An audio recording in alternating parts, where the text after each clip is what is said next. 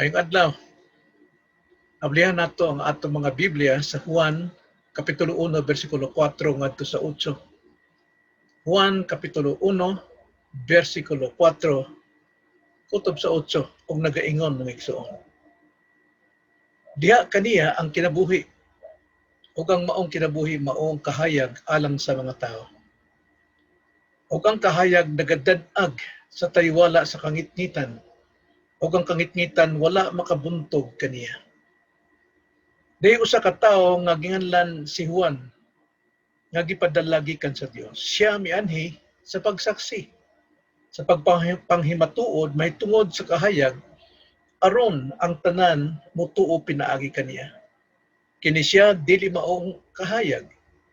Hinungnoa, siya mianhi aron sa pagpanghimatuod mahitungod sa kahayag. Mao kani ang pulong sa Ginoo, magsuon magampo ta mga tao tabang sa atong Dios. Dalay ko namong amahan, salamat nga ikaw na sab ang magtudlo kanamo sa maong pulong nga balaan ug gamhanan nga imong gahom alang sa kaluwasan sa mga musalig mutuo kanimo kang Kristo ug alang sa pagpangibuhig matarong pinaagi sa ilang pagtuo. Hinaut pa nga ikaw gyud ang magpasabot niini pinaagi sa gahom sa imong balang espiritu. Ang among pag-ampo diya lamang sa ngalan sa Ginoong Kristo. Amen. Ako ning giuluhan og suga nga way pagkapawong. Suga nga way pagkapawong. Naunsang sugaa nahibal-an nato nga way pagkapawong bisag magkaunsa-unsa.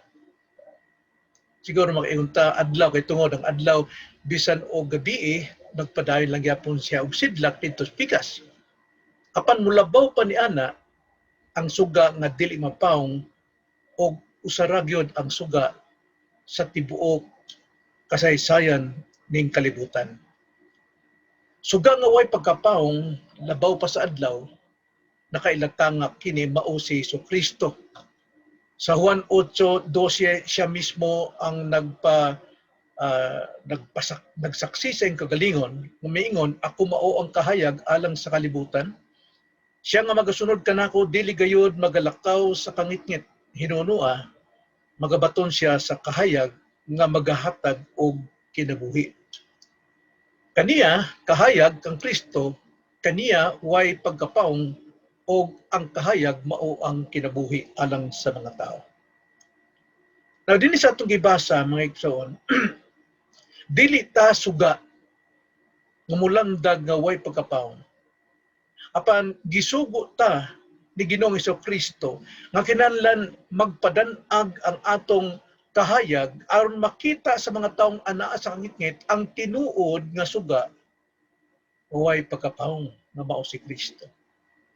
Nining bersikulo nga atong gibasa, si Juan Bautista ang may tumong nining istorya. Si Juan dili ang kahayag apan magpakadan-ag siya aron daghay mosalig sa kahayag pinaagi kaniya. Busa sama nato kita usab magpakadan-ag aron madanagan ang tanang mga anaa sa ngitngit o makaila sila pinaagi kanato si Kristo ng suga nga walay pagkapawong nga ilang kinabuhi sa mga musalig kaniya. Karon dunay tulok angay natong kuptan sa atong pagpakadan-ag sa mga taong anaa sa kangitngit aron sila makaila sa tinuod nga suga. Primero, sumala sa bersikulo 6, kuptan nato nga kita sa gasa sa Dios. Nagaingon dinhi sa bersikulo 6, dihay usa ka tawo nga ginganlan si Juan nga pinadala gikan sa Dios. Pinadala. Ambot pasabot gihatag, gigasa sa Dios. Gigasa sa Dios si Juan aron siya maoy magpagpanghimatuod sa maong kahayag. Now, kini si Juan mahigsuon dili siyang kahayag. apan pinaagi kaniya daghay makatultol ug makaila ug malamdagan sa kahayag. Way lain kay siya man mao ang sugo nga mag-una kang Hesukristo.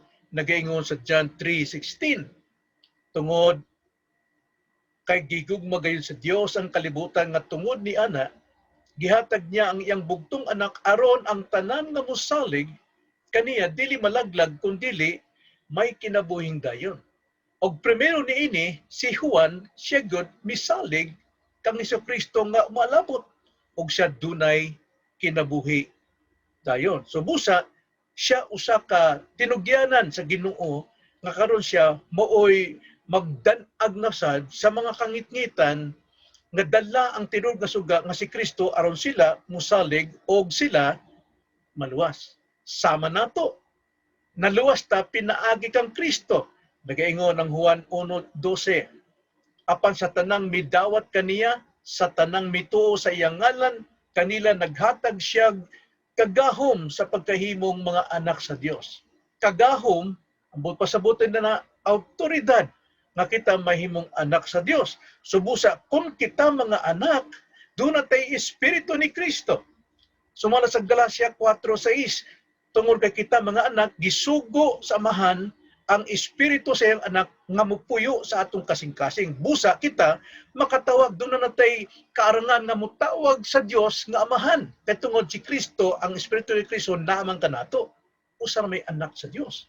Apan tungod kita kay naluwas pinaagi kang Kristo, gitagaan tag Espiritu aron kita makatawag sa amahan sa Dios nga amahan. Busa kita usa ka gasa nga kasaligan sa Dios ngadto sa kangitngit aron ang mga taong nas kangitngit makaila usab og malamdagan sa kahayag mao si Hesukristo. Mao ni sugo sa Ginoo alang kanato sa tanang magtotoo, di lamang sa mga apostol. Sa Marcos 16:14 ngadto 16 nagaingon, og unya mitungha siya sa napulog usa samtang na naglingkod sila tambong sa kananan og iyang gisaway sila tungod sa kakulang nilang pagtuo. Tungod sa kakulang nilang pagtuo og sa kagahi nilang kasing-kasing kay wala man ugod sila motuo sa mga na nagpakakita kaniya tapos mabanhaw siya.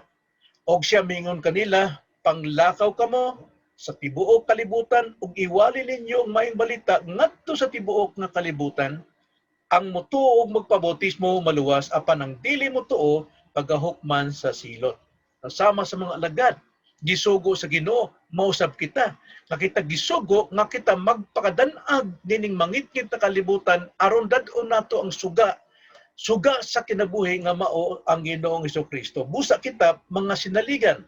Kay sumala pa nadtong sa ang atong Ginoo na banhaw na magbalik na siya ngadto sa langit, iyang gi tagaagsugo ang tanang mga katawhan, mga magtotoo sa Acts chapter 1 verse 8. Dili lamang ang mga apostoles nag-ingon apan kamo magadawat hinuon og gahom sa diha nga kakunsara na kamo sa Espiritu Santo og mauon niya ang akong mga saksi sa Jerusalem og sa tibuok Judea og Samaria og hangtod sa kinatumyan sa yuta.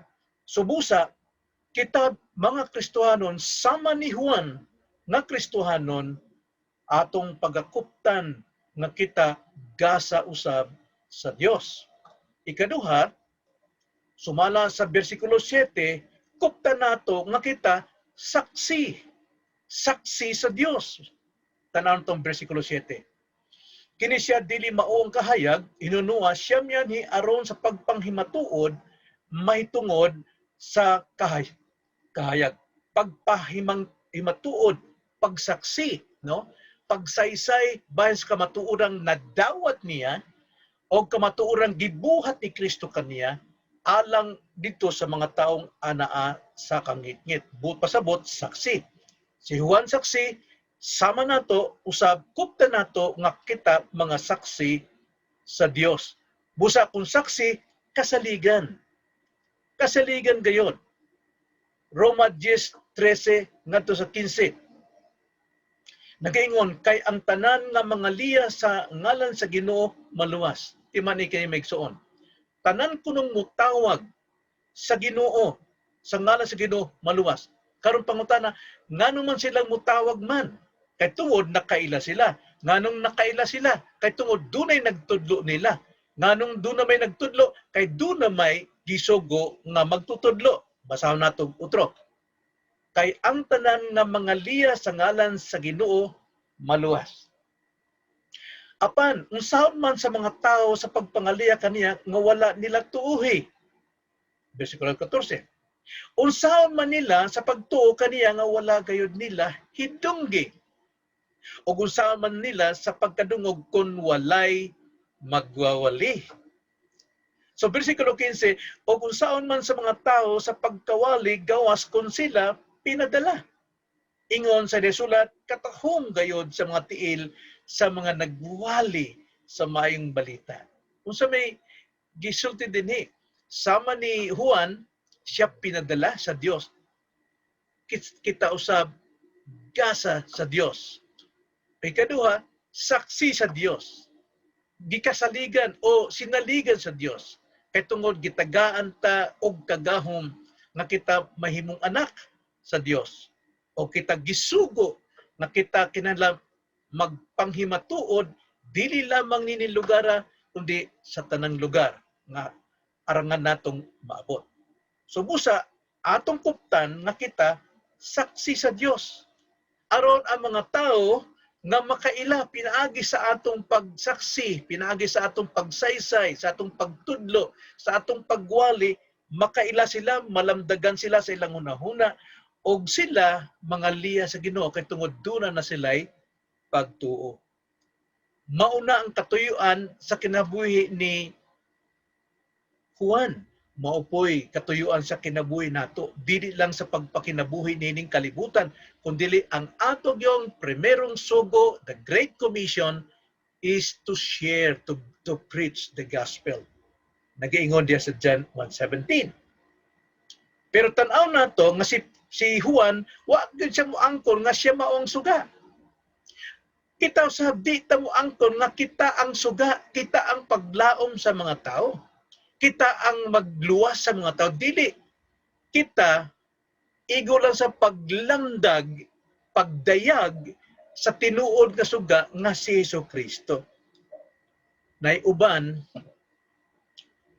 nga wala gyud sugua sa pagwali, sa pagmantala sa pulong sa Dios. Nganuman, og sila nagpasalig nga sila mga sunugoon sa Ginoo. Apan lahi ang ilang mga interes. Lahi ang ilang gustong mahitabo. Doon na sila'y selfish interest. No? Ang ilang covetousness, ang ilang pagkahakog, pagkadawo diha. Gusto nila nga sila mukita o doon na sila'y ganansya sa ilang paghimo o pagwali na dili gyud sila mga sinugo. Mahimo ba na? Tungod naidaghan? Mahimo. Tanawa, 2 Corinthians 11 verse 13 to 15, nagaingon.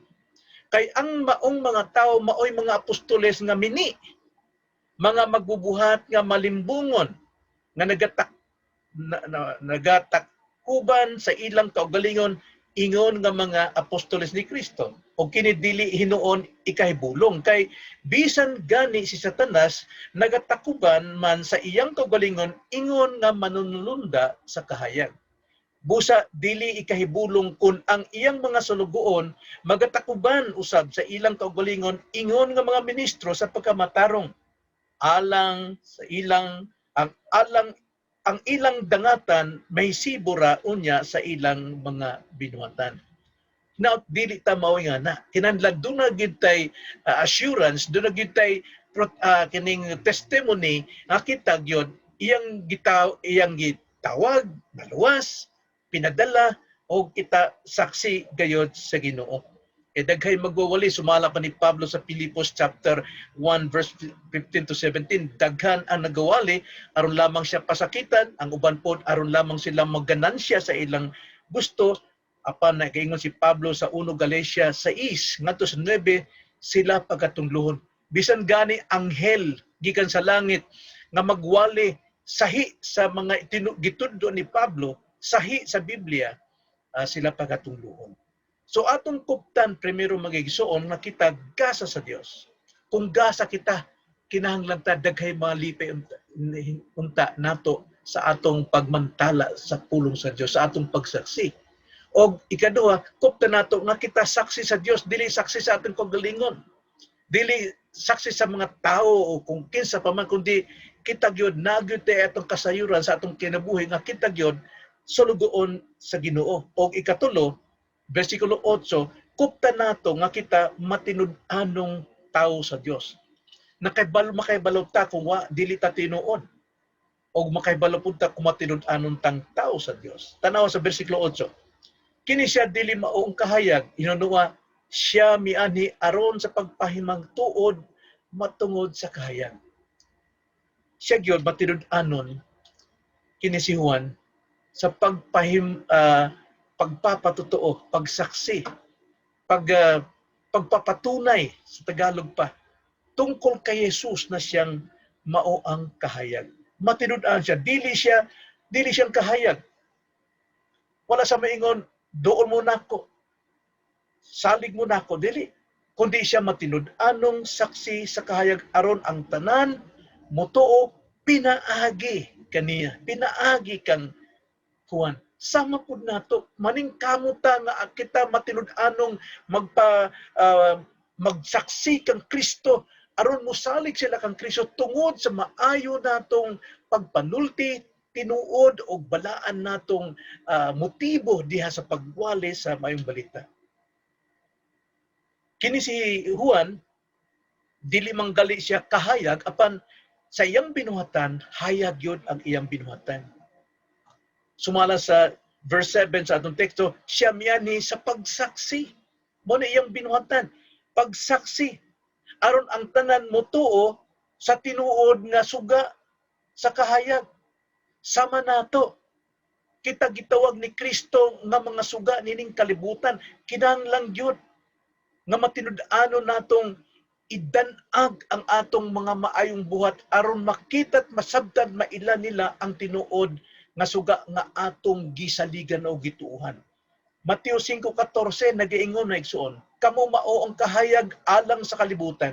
Ang syudad nga mahimutang sa ibabaw sa bungtod dili gayud may saliptan. Ang mga tao dili usab magdagkot og suga aron ibutang kini sa ilalom sa gantangan, kundi sa ibabaw sa tungtunganan og kini magaiwag kanilang tanan nga anaa sa sulod sa balay. Kung suga kuno dili masaliptan bisa pagdakong buntod. Kung suga usab dili angay nga itago sa ilawom sa mga taksanan o sa mga gantangan. Kinsa bay maayog hunahuna nga iyang itago ang iyang kahayag. Busa nag-ingon sa 16, pasigaan ninyo ang inyong kahayag at tubangan sa mga tao. Nga naman, aron makita nila ang inyong mga maayong buhat. Unsa may maayong buhat nga panghimatudaan si Kristo sa ilang kinabuhi. Aron unsa may sugot, daygo nila ang inyong amahan nga ana sa langit. Aron sila mosalig, mutuo, makadawat og kinabuhing dayon, kaluwasan og ilang pagadaygon ang Dios Amahan sa langit. Now dinhita buhata sa Ginoo nga kita mahimong kahayag, no? Nining kalibutan, kahayag sa atong maayong binuhatan. Kining maayong binuhatan iya lang gyapon ni sa Ginoo nga gilaraw ng daan kanato sa diha nga kita mosalig kang Kristo nga mao'y atong pagalakwan. Ephesians 2:10 nagaingon, kay kita iyang mga binuhat, hinimo kang diha kang Kristo Jesus, alang sa mga maayong binuhatan nga gilaraw ng daan sa Dios, aron nga niini managgawi kita. Mauni ang binuhatan nga dili mahimo sa bisan kinsang mga tao lamang, kundili mga Kristohanon lamang tinuod. Unsa may binuhatan? Sa pagsaysay, sa pagwali, bahin kang Kristo, nga siya mao ang kahayag nga maghatag og kinabuhing dayon. Di man na mabuhat sa mga dili magtotoo. Di wa na sila motuo. Di mo sa katawan lang nila si Kristo.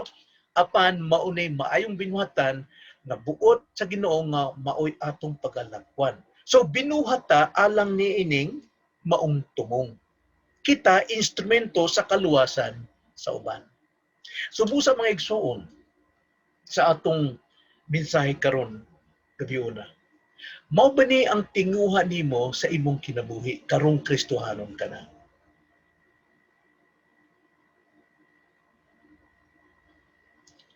Unsa may tumong nato, unsa may tinguhan nato ang magbahin, no? Magbahin og kahayag sa mga tao. Naa ba nimo? Makakabig ka ba og tao nga anaa sa kangitngit? Tinguha ba nimo nga sila mamaluwas? Ang imong anak, ang imong ginikanan, ang imong paryente, ang imong mga amigo, mao ba ni tinguha nimo? Man gasa ka sa Dios, saksi ka sa Dios, matinud-anon ka sa Dios, o kinahanglan gyud nga naagyod ni sa atong kinabuhi. Kung kini mao ang imong tinguha karon, igsoon, tinuod nga ikaw usa ka sugo sa Dios alang sa suga nga way pagkapawon. Apan kung dili pa, isurrender sa ang imong kinabuhi. Magtotoo ka na, nakakapadas kang ngit-ngit, kinahanglan imong isurrender ang imong kinabuhi aron tangtangon ang mga sala, ang mga babag diha sa pagpasiga sa imong mga maayong binuhatan. Dako pa kaayo ang paglaom nimo nga mahimo kang suga aron magpakadan-ag ka sa mga taong nasa kangitngit aron makita nilang tinuog na suga na magahatag nilang kinabuhing dayon. Dili pa ulahi ang tanan. Paghinulsol, duol sa Ginoo og ikumitar ang imong kinabuhi. Ipasalig nimo nga kutob karon, sukad karon. Kinahanglan magdanag na ka alang sa maayong binuhatan. Ang mao ang pagsaysay, pagiging saksi ni Kristo aron ang mga taong nas kangitngit mosalig og maluwas pinaagi nimo. Pagampo ta megso. Salamat Ginoo nining matahom nga kagabion. Na Lord, dili di ay sayang ang among kinabuhi. Dili di ay alang lang nining kinabuhi ang among pagkaluwas nun. Kundi kami imong gibuhat alang nining mayong binuhatan nga mao ang pagdanag sa kangitngit aron makita sa mga tao ang tinuod suga nga magahatag kanilang kinabuhing dayon. Lord, gamita kami. Mao kining among pag-ampo di lamang sa ngalan sa Ginoong Kristo. Amen.